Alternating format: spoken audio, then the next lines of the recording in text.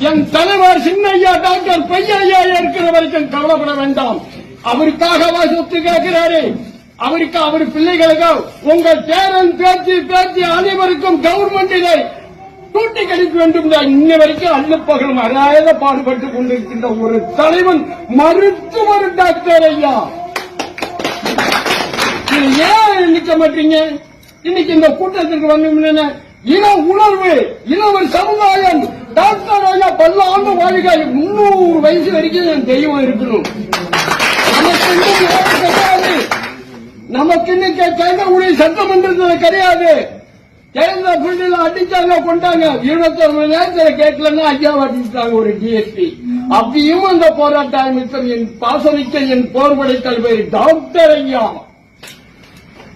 Doctor ஐயா என்ற மருத்துவர் ஐயா. ஆக தமிழில சொல்லுங்க சொல்லி மருத்துவர்.